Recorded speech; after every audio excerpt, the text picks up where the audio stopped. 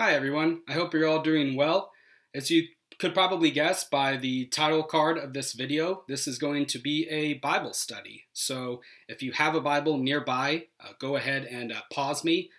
Pause me so I'm making like a funny face or something. I know whenever I pause a YouTube video, the host or whoever's on the video is frozen in a frame but in any case, go ahead and pause me, grab your Bibles because you'll be needing them for this study.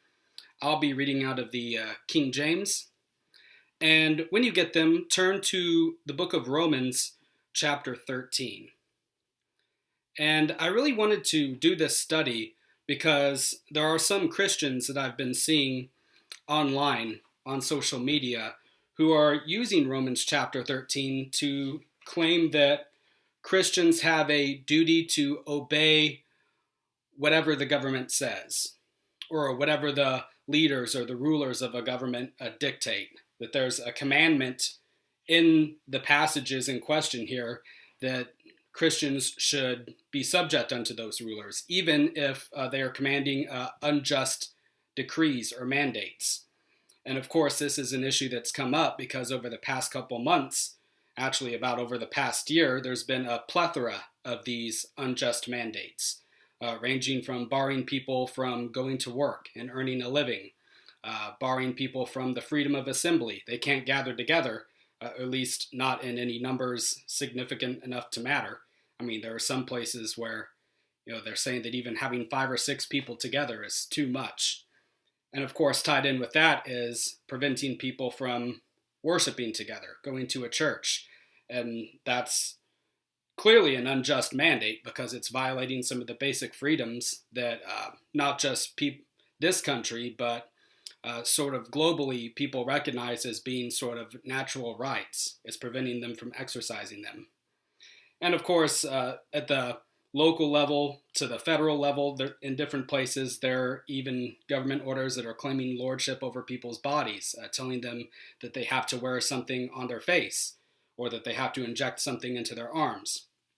So I want to go over the passages in question here and hopefully persuade you that they don't actually mean that the Christians that are making these claims that we should just obey the government no matter what it says, that they're misreading these passages. And after we go through them, then I'm going to turn to 3 different places in the scripture to give illustrations of why that can't be the proper reading of these passages.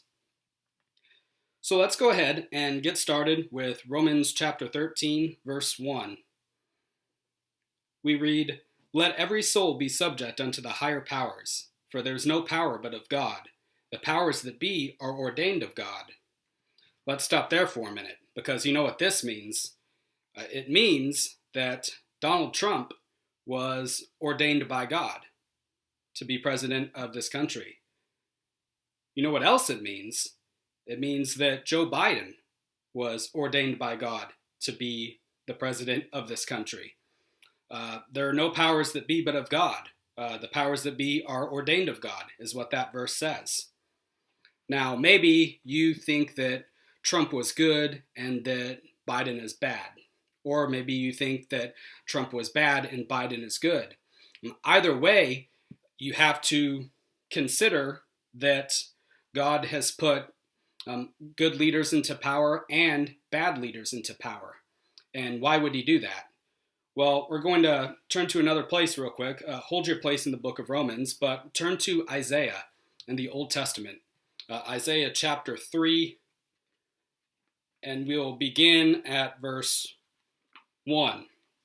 And this kind of explains why sometimes God allows bad leaders to rule over a people. In Isaiah chapter 3, verse 1, we read, "For behold, the Lord of hosts, doth take away from Jerusalem and from Judah the stay and the staff, the whole stay of bread and the whole stay of water, the mighty man and the man of war, the judge and the prophet and the prudent and the ancient, the captain of 50 and the honorable man, and the counselor and the cunning artificer and the eloquent orator. And I will give children to be their princes, and babes shall rule over them." So we kind of transition there from the third person to the first person. The first 3 verses are saying that God is going to take away anybody who could actually lead a country or a city well. And then God himself says, I will give children to be their princes, and babes shall rule over them. Meaning, inexperienced people, people who won't make the right policy decisions. Verse 5, and the people shall be oppressed, every one by another, and every one by his neighbor. The child shall behave himself proudly against the ancient, and the base against the honorable. When a man shall take hold of his brother of the house of his father, saying, Thou hast clothing, be thou our ruler, and let this ruin be under thy hand. In that day shall he swear, saying, I will not be an healer, for in my house is neither bread nor clothing. Make me not a ruler of the people.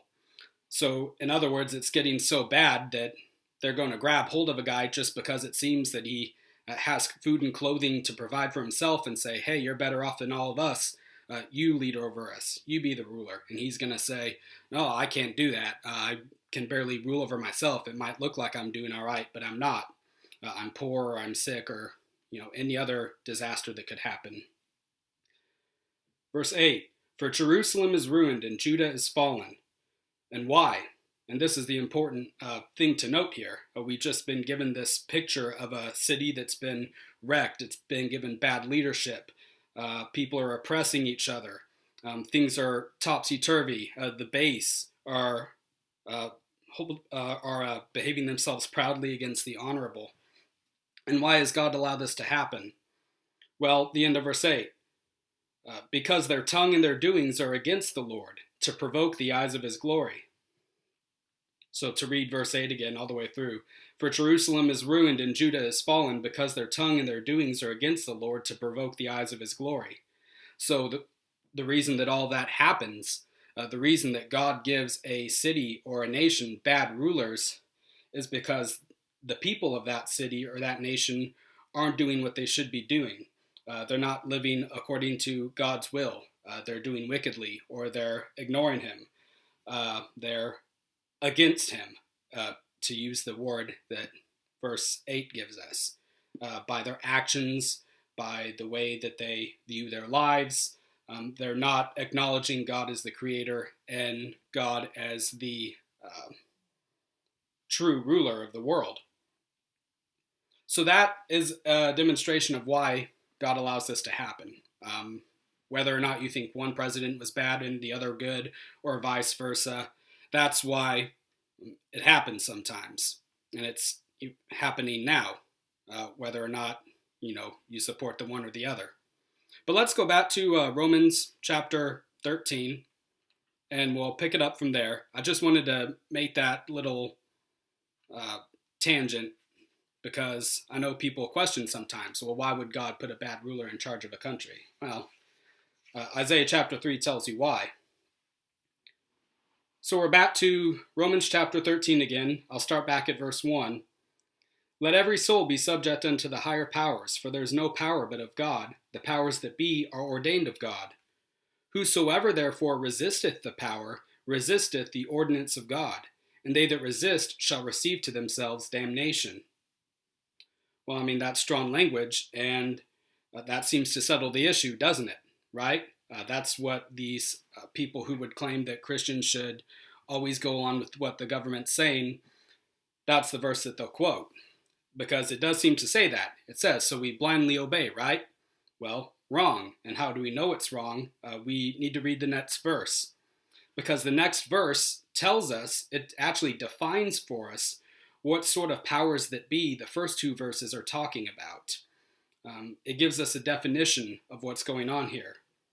Verse 3 says, for rulers are not a terror to good works, but to the evil. Wilt thou then not be afraid of the power? Do that which is good, and thou shalt have praise of the same. For he is the minister of God to thee for good. But if thou do that which is evil, be afraid, for he beareth not the sword in vain, for he is the minister of God, a revenger to execute wrath upon him that doeth evil. So again, this is defining what kind of a ruler or a power or a king or even a president this passage is talking about. It says that these particular rulers are ministers for good, and they're revengers against those that doeth evil. So it's not to say that if you were living in Germany in the 1930s, you had some sort of command to obey whatever was being told to you from the government. It's clearly not saying that because we're the German rulers at that time, ministers of God to the people for good. They weren't. Were they revengers against them that did evil? No, obviously they weren't. So verses 3 and 4 are really important. And when we're looking at Romans chapter 13, you can't read the first two verses without reading the other two, because that gives the whole context of what's going on. And that tells us that there are some times that we should not obey the rulers that are over us if they're not ruling according to the standards of verses 3 and 4. If they're telling their people to do something unjust or something wicked, that they should be ignored or actively opposed. Now you might say, well, that's just your interpretation of Romans chapter 13. Somebody else might read it and take the opposite view. Well, all right, let's look at the 3 different illustrations from other places in Scripture that I want to show you that show that I think that the way I read Romans chapter 13 is the correct way. First, let's turn all the way back to Exodus chapter 1. Back into the Old Testament. And a lot of people are probably already familiar with the story of Moses, but this is back at the very beginning of Exodus when the Pharaoh and the Egyptians are oppressing the Israelites that are living among them. And the Israelites keep reproducing. They're becoming a more and more numerous people, and Pharaoh is seeing this, and he thinks that they're a threat to his own people. And so, picking up in chapter 1 at verse 15, we get this. And the king of Egypt spake to the Hebrew midwives, of which the name of the one was Shiphrah, and the name of the other Puah. And he said, when ye do the office of a midwife to the Hebrew women, and see them upon the stools, in other words, they're getting ready to give birth, if it be a son, then ye shall kill him. But if it be a daughter, then she shall live. So the Pharaoh is telling these midwives that go into the houses of the Hebrew women, look, if you have a son, or if the lady has a son, put him to death. It's genocide. And so, according to Romans chapter 13, what should the Hebrew midwives do? A higher power, a ruler, just told them to do something. And if you're going to claim that Romans chapter 13 is saying, you should go along with government dictates or the dictates of a ruler blindly, then the midwives should, if that's the correct reading, kill the Hebrew males when they're born. But that's not what they do, obviously. Verse 17, but the midwives feared God and did not as the king of Egypt commanded them, but saved the men children alive. And the king of Egypt called for the midwives and said unto them, why have ye done this thing and saved the men children alive? And the midwives said unto Pharaoh, because the Hebrew women are not as the Egyptian women, for they are lively and are delivered ere the midwives come in unto them. Therefore God dealt well with the midwives, and the people multiplied and waxed very mighty. And it came to pass, because the midwives feared God, that he made them houses. So, not only did the midwives disobey Pharaoh, they lied to Pharaoh about it. They came up with kind of a funny excuse that when Pharaoh asked him, why didn't you kill these kids when they were born? They said, well, the Hebrew women are so healthy and so good at giving birth that when we get there, the sons are already born. There's nothing we can do about it. They don't even need our services. And so it's not just a disobedience, it's a lie that they tell. And does God scold them? Does God punish them for not listening to the words of Pharaoh? No, he rewards them.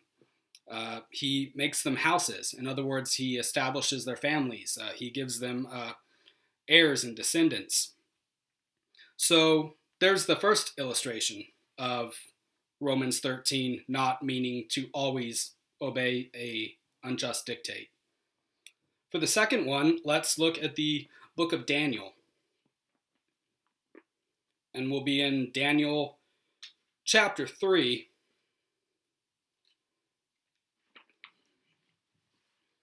And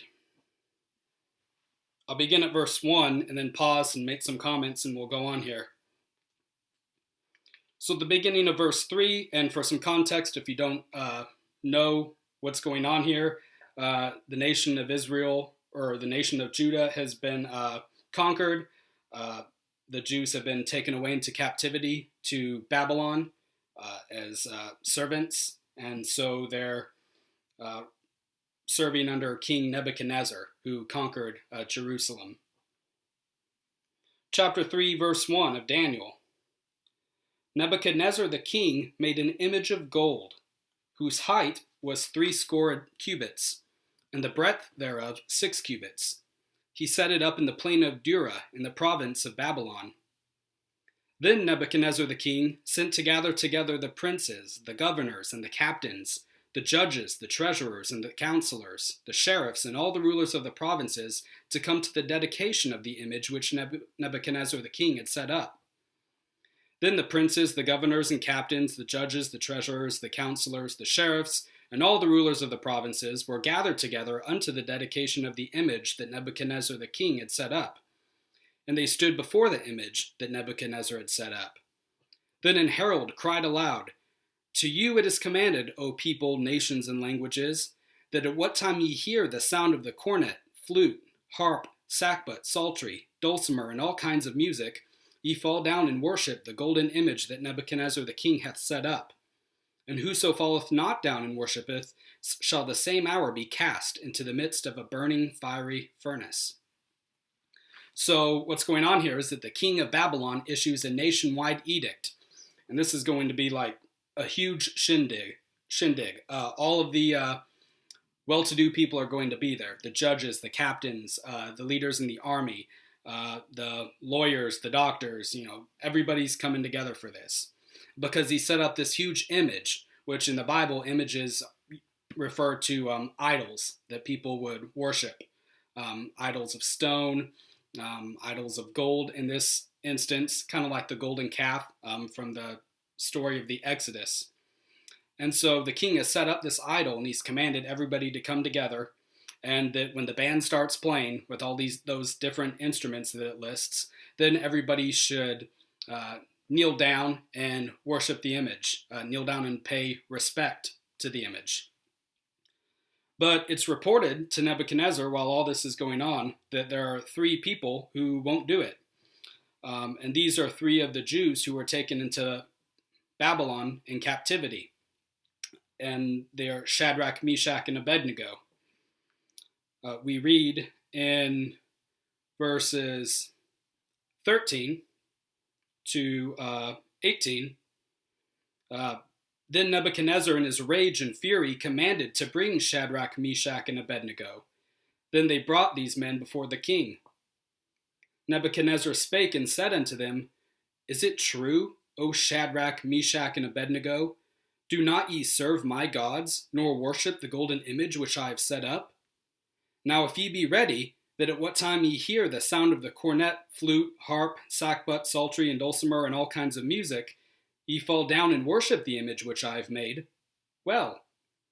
But if ye worship not, ye shall be cast the same hour into the midst of a burning fiery furnace. And who is that God that shall deliver you out of my hands? So, pausing there for just a minute, why not obey him?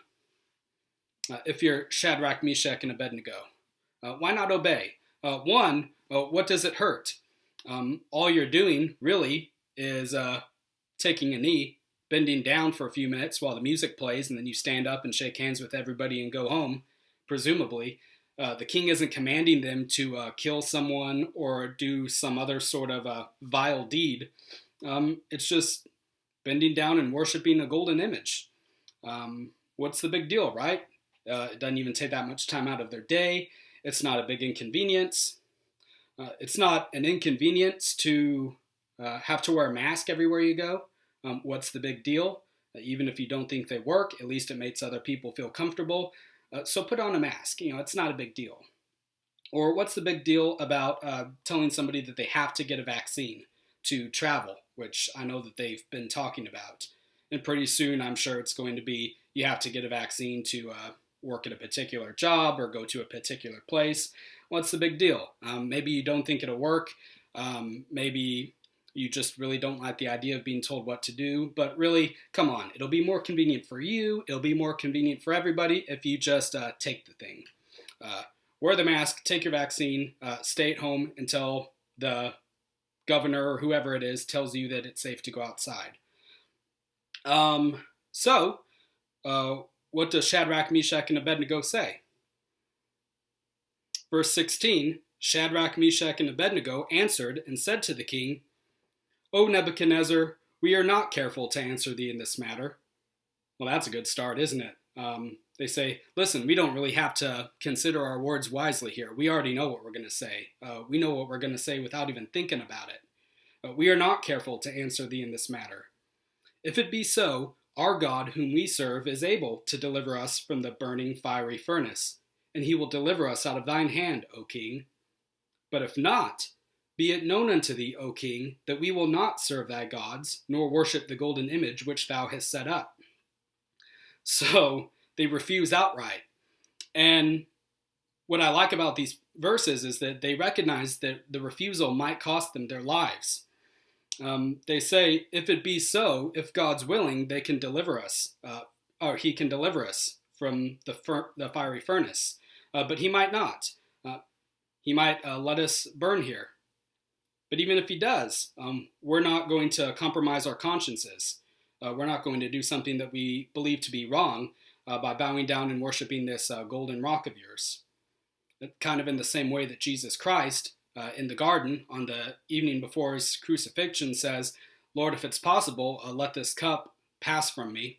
In other words, let me not have to be crucified. But your will be done and not mine. If it's destined to end tomorrow, it's going to end tomorrow. And Shadrach, Meshach, and Abednego are saying the same thing here. And can you guarantee as a Christian today that God would deliver you from the current pandemic, from the virus, or from any other disease? He certainly can if he's willing, but even if not, are you going to go along with unjust decrees? It's not so much a matter of seeing the consequences of an action, it's the principle of the thing. God can definitely protect you from any sort of pandemic or pestilence, as the Bible calls it. But that's not really the point.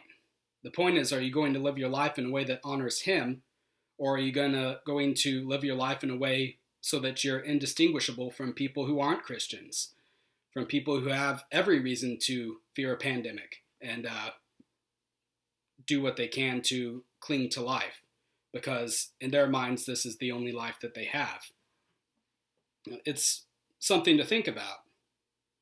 And again, the request isn't anything too difficult or on the face of it evil. He's not asking them to kill people. He's just saying, hey, bow down for a minute and then you can get up and go home. And they're saying, no, we're not going to do that. We'd rather be cast into this furnace over here. God can save us. He might not, but we're still not going to do it no matter what. And the final example I want to use is in the New Testament. So turn to Acts chapter 5.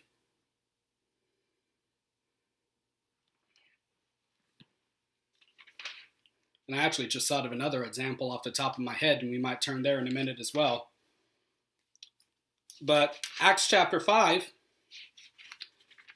after Jesus has risen from the grave and he's ascended into heaven and the apostles are going around preaching the gospel, they're preaching, and the high priests of the temple and the officers of the city are trying to get them to stop. They want all of this business about Jesus to have been hushed up, and they want the people to go back to just being good citizens, good Jews, going to the synagogue, listening to what the priests say, and not listening to these apostles who spent all their time with a guy that claimed to be God manifest in the flesh. So the apostles are doing what they should be doing. They're preaching in Acts chapter 5 and verse 26. And then we read, "Then went the captain with the officers and brought them without violence, for they feared the people, lest they should have been stoned." And so they knew that the public opinion was against them. Peter, John, James, and the other apostles over there are preaching in the street, and there's a big crowd around them. And the captain knows, hey, if we go over there and rough them up and drag them in by chains, the people are going to get mad and they're going to riot. So the officer says, hey guys, come over here. Everything's okay, but come on in. And so they get the apostles away from the crowd and into the temple. So verse 27, "And when they had brought them, they set them before the council. And the high priest asked them, saying, Did not we straitly command you that you should not teach in this name?" There's a commandment there from a spiritual authority, not from a secular authority. The high priest is saying, we commanded you straitly that you shouldn't teach in this name, in the name of Jesus. "And behold, ye have filled Jerusalem with your doctrine, and intend to bring this man's blood upon us." Then Peter and the other apostles answered and said, "We ought to obey God rather than men." And that's a pretty good response to someone who is saying, I command you not to do this thing that you know to be right. I command you not to go to church. I command you not to gather together with your family and with your friends. I command you to wear a mask. And Peter says, we ought to obey God rather than men. And God tells us to work for a living, to support our families and be around our families, to meet together and to worship, and to live in such a way with our bodies that we're honoring Him. And all these orders go in, I believe, direct contradiction to that. And this one that I just thought of, a fourth illustration, in the book of Revelation. Everybody knows about, and I actually did a video about it a couple months ago, the mark of the beast. You know, the end times, the Antichrist comes and he sets up his one world government and he implements the mark of the beast. And in my video that I did on that, you can go check it out on my channel. It's a couple months back. I was kind of responding to the claims that somehow any sort of vaccine would be the mark of the beast. And I said, no, that's not right. And I went into the reasons for why that's not right in that video. So it's not to say that if you took a vaccine, you are going to be somehow submitting yourself to the Antichrist system. That's a specific thing that happens in the future, and the vaccine is not it. But when we're talking about the mark of the beast itself, we can look at, let me find my place here, Revelation chapter 13, verse 16. We're talking about the beast, or the Antichrist, who says, "And he causeth all, both small and great, rich and poor, free and bond, to receive a mark in their right hand or in their foreheads, and that no man might buy or sell, save he that had the mark, or the name of the beast, or the number of his name."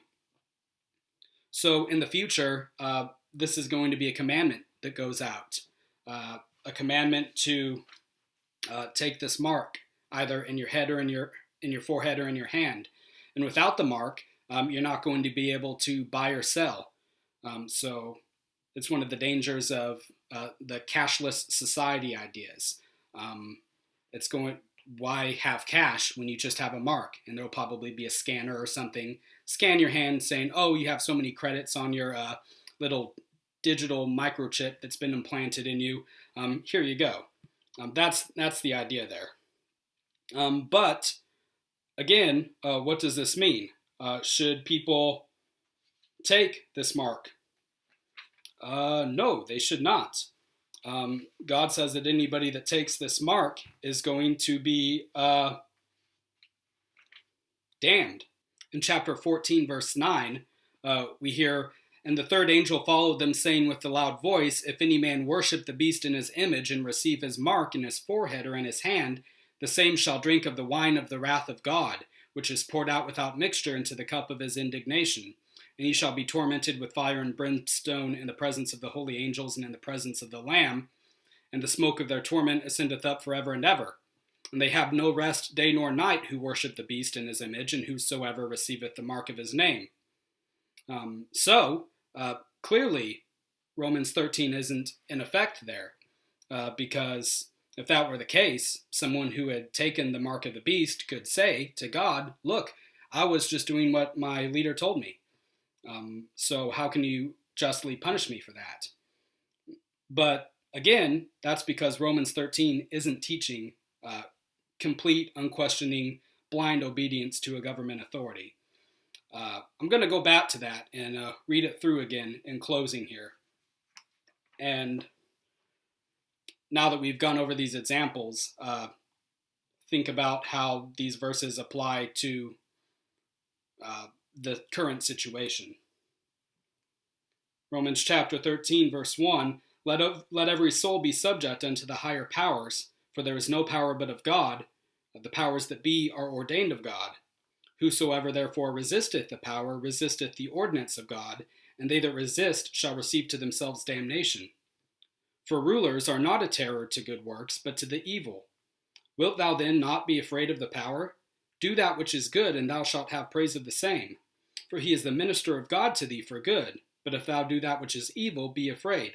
For he beareth not the sword in vain. For he is the minister of God, a revenger to execute wrath upon him that doeth evil. So who should you listen to? Who should you obey? Well, obey the rulers, whether they be kings, presidents, any leader that rewards the good and punishes the evil. Any who are ministers of God for you. In other words, they're acting as God would act if he were in his stead. They're ruling the country the way that he would want. But above and beyond that, the final authority is always God. And if you want to know what God wants from you, what his commands are, you got to have a Bible and you got to read it. And if something that your governor or a congressperson or your mayor or your spiritual leader says that's in contradiction with what you read in here, you go with this. You don't go with them, because God ultimately is the final authority. And I hope that that settles some of the confusion that was surrounding those Romans 13 passages.